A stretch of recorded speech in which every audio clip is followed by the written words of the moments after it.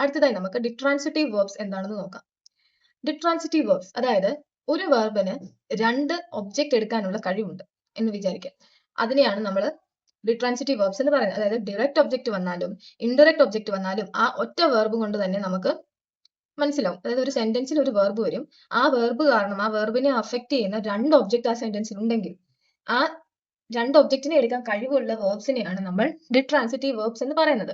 ഇവിടെ verbs that can take two objects, one in dative case അതായത് indirect object എടുക്കാൻ സാധിക്കുന്നത്, one in accusative case direct object എടുക്കാൻ സാധിക്കുന്നത്.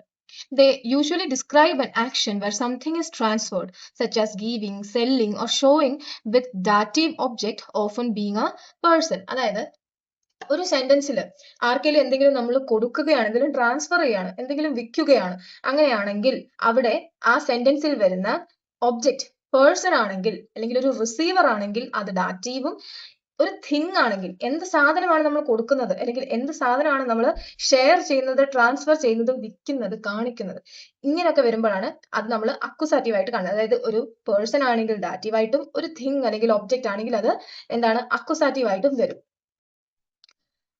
ഇവിടെ കണ്ടോ, അക്യൂസാറ്റീവ് ഡയറക്റ്റ് ഒബ്ജക്റ്റിനെയാണ് അക്യൂസാറ്റീവ് എന്ന് പറയുന്നത്. What is being done or given അല്ലെങ്കിൽ എന്ത് സാധനമാണ്. നമ്മൾ അക്യൂസാറ്റീവും ഡാറ്റീവും പഠിച്ചതാണ്.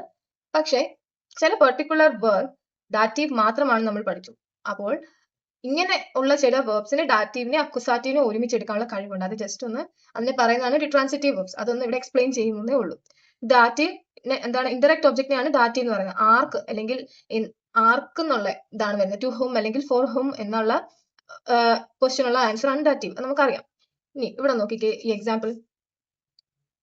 Ich gebe dir das Buch. ഇവിടെ dir അതായത് റിസീവർ പേഴ്സൺ എന്ന് പറയുന്നത് ഡാറ്റീവും, തിങ് ദസ് ബുക്ക് എന്താണ് കൊടുക്കുന്നത് എന്നുള്ളത് അക്യൂസാറ്റീവും.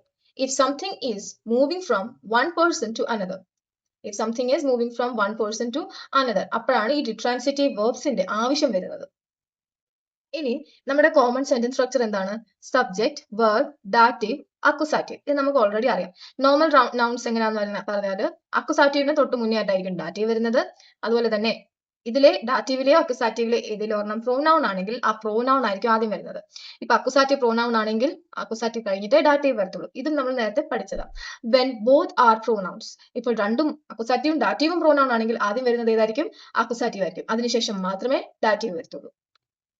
ഇനി കുറച്ച് കോമൺ ആയിട്ടുള്ള ഡിട്രാൻസിറ്റീവ് വേർബ്സ് ഏതൊക്കെയാന്ന് നോക്കാം. ഗേവൻ ടു ഗീവ്, ഷിക്കൻ ടു സെൻഡ്, ബ്രിങ്ങൻ ടു ബ്രിങ്, സൈഗൻ ടു ഷോ, എർക്ലേറൻ ടു എക്സ്പ്ലെയിൻ, സാഗൻ ടു സേ അല്ലെങ്കിൽ ടു ടെൽ, എർചേലൻ ടു ടെൽ, കൗഫൻ ടു ബൈ, ഷെങ്കൻ ടു ഗിഫ്റ്റ്, ലൈഹൻ ടു ലെൻഡ്, ഫെർകൗഫൻ ടു സെൽ, അൺബീറ്റൻ ടു ഓഫർ, എംഫെലൻ ടു റെക്കമെൻഡ്.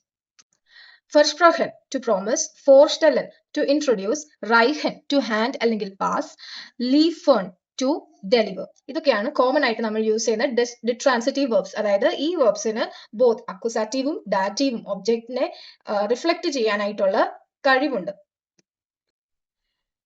ഇനി അടുത്തത് ഫ്ലെക്സിബിൾ വേർബ്സ്. അതായത് ഒരു ഡാറ്റീവ് ഒബ്ജക്റ്റിനെ ചില പ്രിപ്പോസിഷണൽ ഫ്രേസിന് റീപ്ലേസ് ചെയ്യാനായിട്ട് സാധിക്കും. ഫോർ എക്സാമ്പിൾ ഇവിടെ നമുക്ക് നോക്കാം. നമ്മൾ നോർമൽ കേസ് എങ്ങനെയാണ് നമ്മൾ പറയുന്നത്? Ich schreibe dir eine E-mail. ഇവിടെ dir എന്നുള്ളത് ഡാറ്റീവും eine E-mail എന്നുള്ളത് അക്യൂസാറ്റീവും. അതായത് പേഴ്സൺ എന്നുള്ളത് ഡാറ്റീവും തിങ് എന്നുള്ള അക്യൂസാറ്റീവും ആയിട്ട് വന്നു. ഇവിടെ ഷ്രൈബൻ എന്താണ്? ഷ്രൈബൻ എന്താണ്? ഡിട്രാൻസിറ്റീവ് വേർബ് ആണ്. പക്ഷെ അതിന് അക്യൂസാറ്റീവ് ഡാറ്റീവ് എടുക്കാനുള്ള കഴിവുണ്ട്. ഇവിടെ ഇത് അടുത്തൊരു എക്സാമ്പിൾ നോക്കിക്കേ. ഇവിടെ സെയിം സെന്റൻസിനെ നമുക്ക് എങ്ങനെ എഴുതാം? ഈ ഷ്രൈബെ einen Brief. ഇവിടെ അക്യൂസാറ്റീവ് മാത്രം കാണിച്ചുകൊണ്ട് നമുക്ക് എഴുതാനായിട്ട് സാധിക്കും. ഇവിടെ ഷ്രൈബൻ എന്ന വേർബ് അക്യൂസാറ്റീവ് മാത്രമേ എടുത്തിട്ടുള്ളൂ.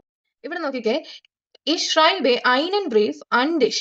ഇവിടെ ഈ അൻ എന്ന പ്രിപ്പോസിഷൻ യൂസ് ചെയ്തിട്ടുണ്ട്. ഇതിനെ പ്രിപ്പോസിഷണൽ ഒബ്ജക്റ്റ് എന്നാണ് അതുകൊണ്ട് പറയുന്നത്. അതൊരിക്കലും ഡാറ്റീവിലല്ല. ഒരു കാര്യം ശ്രദ്ധിച്ചോണം, ഇത് ഡാറ്റീവ് പ്രിപ്പോസിഷൻ അല്ല. അൻ എന്നുള്ളത് വേറെ പ്രിപ്പോസിഷൻ ആണ്. അത് യൂസ് ചെയ്തിട്ടും അത് ഡാറ്റീവിലല്ല.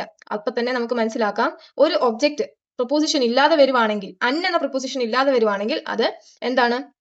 ഡാറ്റീവ് ആയിരിക്കും. പക്ഷെ അൻ യൂസ് ചെയ്തിട്ട് വരുവാണെങ്കിൽ അത് ഡാറ്റീവിലല്ല. അവിടെ അക്യൂസാറ്റീവ് മാത്രമേ ഉള്ളൂ. ഡാറ്റീവ് കേസ് ആ സെന്റൻസിൽ കാണത്തില്ല.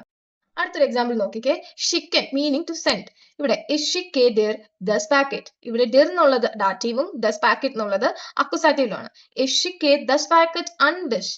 ഇവിടെ ദസ് പാക്കറ്റ് എന്നുള്ളത് എന്താണ്? അക്യൂസാറ്റീവിലാണ്. അൺ ഡിഷ് എന്നുള്ളത് പ്രിപ്പോസിഷണൽ ഒബ്ജക്റ്റ് ആണ്. അത് ഡാറ്റീവിൽ ഒരിക്കലും വരത്തില്ല. ഇനി അടുത്തതായി നമുക്ക് കുറച്ച് ഇമ്പോർട്ടന്റ് ആയിട്ടുള്ള ഫ്ലെക്സിബിൾ വേർബ്സ് ഏതൊക്കെയാണെന്ന് നോക്കാം. schreiben to write, schicken to send, senden to send, അത് ഫോർമൽ സെൻഡ് ആണ്. übermitteln to transmit, reichen to hand അല്ലെങ്കിൽ pass, that is pass on, weiterleiten to forward.